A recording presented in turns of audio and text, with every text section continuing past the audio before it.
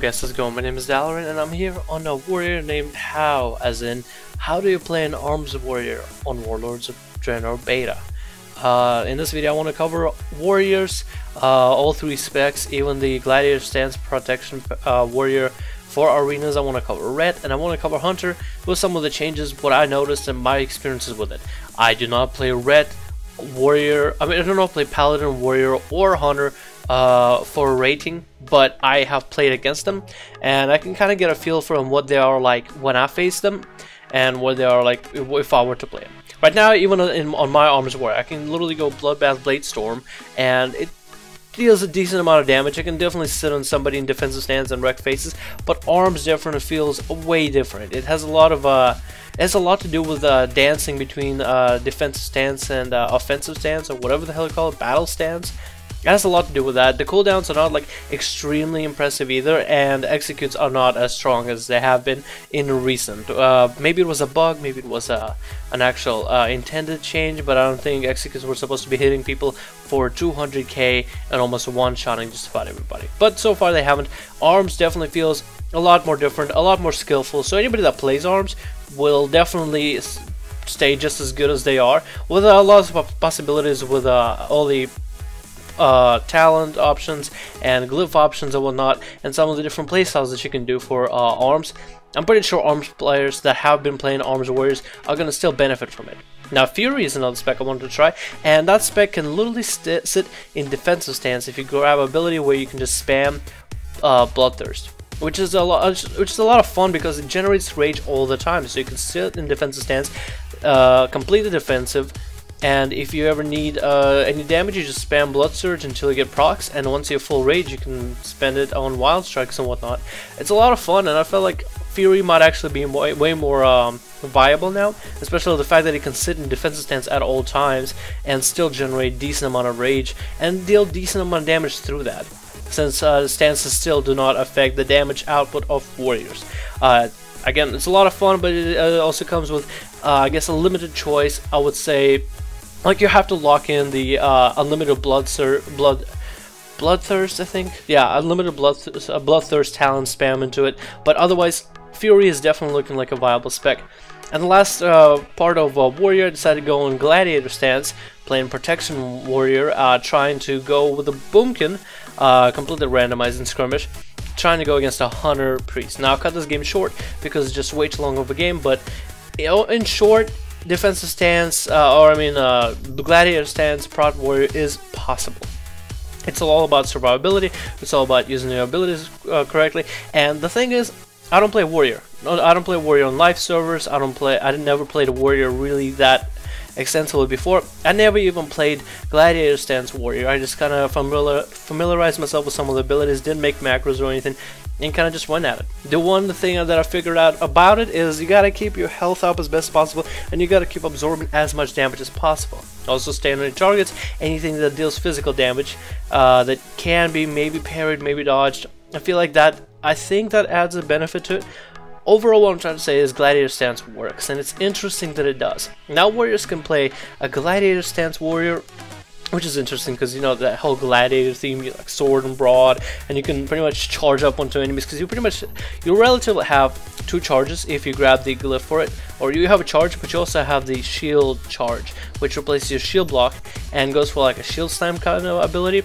So you pretty much get to sit in target at all times, and I believe you're pretty much working off of procs in order to find ways of increasing damage, and otherwise you're just trying to survive the opponent's damage. And so far, it kind of sucks not having second wind, even on live servers on an arms warrior that's not even Grievous geared. It's fun just going up blowing people's faces up, but it's definitely much easier when you have second wind up. But here I had to grab Impending Victory. I felt like it was kind of a good choice. It was a better, I feel like, more decent choice compared to the other spec or the other pickups, because second wind is no longer as good as it used to be with that health leech. Definitely wouldn't help me because I'm playing a protection warrior gladiator stance, because I wouldn't really be getting that much health out of it. But it definitely is viable. The Impending Victory definitely gives me plenty of health, especially as a protection warrior. And I felt like, you know, if I can do this the very first time, never playing Prot Warrior, never really playing Warrior, and go win first arena skirmish as a protection warrior. I felt like if I can do it, Gladiator stance, anybody else can. So it's nice that warriors still are somewhat easy to pick up, but definitely not as easy as arms originally was when Pandaria kind of hit. So it's nice to change. Now let's go on to the red paladins, who have been terrible for most of Pandaria, except in certain specific comps, like Vanguard's Cleave, I guess, is a Hunter Red Shaman. Right now, paladins are doing extremely well. They have really good healing, they have decent burst, they have actually more than decent burst. Their burst is actually extremely strong. Their damage is definitely right. I want to say on par. Well, I want to say more or less competitive. Their damage is definitely competitive.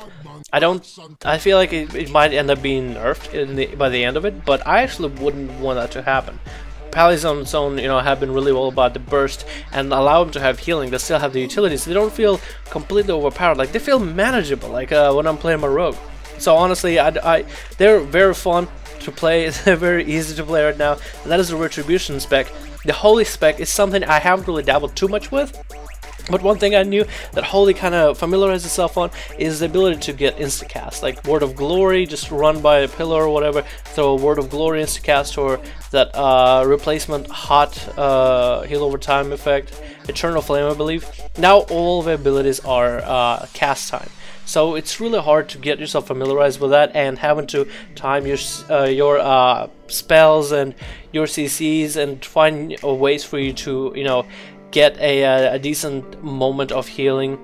So the only problem I had with it really is, I guess, really not getting trapped off, not getting CC'd, not getting interrupted after that, and that can be avoided for the Holy Pally through a bubble. Again, I don't ever play Paladin. I don't really know even the defensive cooldowns all that much. Don't really familiarize myself with none of it. I completely didn't know nothing about it, but still want to make a video covering it, and it's 100% viable. It is definitely still useful. It definitely gets the job done. The amount of CC that it has, the fear and the stuns, especially in World of General, with all the CC changes that have been done to the game, it definitely fits with the whole theme. And Holy Paladins, I feel like, are in a better position, but if you are so used to instacasts, you're just gonna kind of have a moment of, I guess, realization, you can say. At least that's what I had once I actually get some games in Paladin. Anyway, otherwise, Paladins are definitely viable. Definitely the red spec is way more viable than it used to be, and that is very much good news for everybody who enjoys playing Retribution Paladin. Holy is still just as viable, and if you are playing a healer, then you know how to juke, CC, you know more than I do about the defensive abilities and whatnot of Paladins, so you guys are definitely going to have a good time with it. So Paladins are completely viable, Reds are completely viable, Warriors have been I guess nerfed to an extent where they're still interesting, they're still fun. Fury being brought out, and Prod actually has a dog in its fight, and Arms is no longer the easy go-to spec anymore. I would say it's no longer like a flavor of the month that it used to be at some point at the beginning of Pandaria. Otherwise than that, it's all the stuff is a lot of fun to play, and this is me telling you from a perspective where I don't normally play Paladins, and I don't normally play Warriors, I don't normally play Hunters, and Hunters is going to be the next topic of our discussion. And I did not do skirmishes for Hunters. I actually did the Asheran, which I'll cover in another video, but Asheran, first of all, is fun, real quick, but Hunters, I decided to pick up Marksman Hunter. I did not want to do anything 100% serious there. I just wanted to go and have fun. I picked up a bunch of abilities where pretty much I have no pet and I deal a ton more damage. Marksman definitely got I want to say nerfed, but changed more since it's Draenor and everybody's getting nerfed. I would say changed. All of your abilities are cast time. You no longer have Arcane Shot. The only insta cast you have really is Chimera Shot and Kill Shot. Otherwise, you're kind of spamming Aim Shot for the most part in order to get those strong damages out, and you get procs for it as well. Anyway, this is Hunters. And again, the reason I didn't exactly want to do skirmishes is because I didn't want to take Hunters all too seriously, in all honesty. Hunters, I always felt like was kind of a fun spec. It was kind of the spec that could solo some of the I don't know, bosses. You know, while questing, you could quest easier because you had the pet system with you and everything. And I felt like I should take it out somewhere where I can just have fun with it. And I decided to do Asheran. Grab myself a marksman, just made something fun to play for my own amusement. And hunters are still just as fun as they were. And I think that's one of the things that should be. It's real well done by Blizzard to be capitalized that hunters are still fun. And it always in my eyes it felt like hunters were like the fun spec, the easy to pick up spec, but still has a high I would say skill cap to it. Marksman has definitely got improved. I didn't really try survival or beast mastery, but chances are they're not all that different because hunters haven't really had too much differences to it. One uses poisons to deal the damage, the other has aim shot to deal and chimera shot to deal the damage, and the last one has pet to deal the damage with kill command. Honestly, I didn't feel like there was really that big of a need to really go and switch out within the 3 specs, because for the most part they'll have similar rotation and similar playstyle, as it's not really going to vary compared to, like, let's say rogue or that of a mage. I would say combat and subtlety would have definitely different playstyles. Yeah, I would definitely agree. From playing arenas and getting 2K, I noticed that whether we were playing against an RPS or RMP or RMD, subtlety rogues definitely do have a different playstyle than I do that playing combat. And yeah, that's about the only difference I saw. But for hunters, definitely not really. Survival and whatnot, just different cooldowns, different abilities they use in consequence to one another. Otherwise, hunters are still fun. Hunters are great. And and I can definitely see hunters still having a high skill cap now that their traps are instant, and you know they have way more different ways of I guess going around by how they're doing damage. Like level 100 talents are just fun. Level 90 talents still come into play with it. Not too much has been changed. They don't really have any defensive except still pet sack and deterrence, and it still feels fine and whatnot. I just don't know if Marksman really is going to be the best for 3's arenas, since you are just casting 24/7. I feel like Survival or Beastmaster might have an upper hand, because prior to it, Marksman, the only reason Marksman had an upper hand is because it could blanket silence, and now that that's no longer in the game, I don't think it will be really, you know, the flavor of the month, I guess. So if you guys didn't really enjoy playing Marksman or haven't played Marksman in MOP, you're gonna be happy to know you'll be able to play your favorite spec, Beastmaster, Survival Hunter, within Warlords of Draenor or Beta, or when the actual game comes out, and you'll be, I guess, to an extent, more viable than that of MM. But MM is definitely lots of fun. It's definitely high crit spec, you can say. It's a ton of fun to go and dash around and just wreck faces, snipe people in distance. You really feel like a sniper, because you can literally hold up in a location, have like a barrier over you that actually doesn't do anything LOS wise, and just sniping at people, sniping them at distance with aim shots. It's just a ton of fun. It's very much enjoyable spec, and I think that's the one great thing that they did about hunters, is they're still fun. Otherwise, thank you guys for watching this video. This has been Dalaran, really covering lightly on warriors, paladins, and hunters for the Warlords of Draenor beta.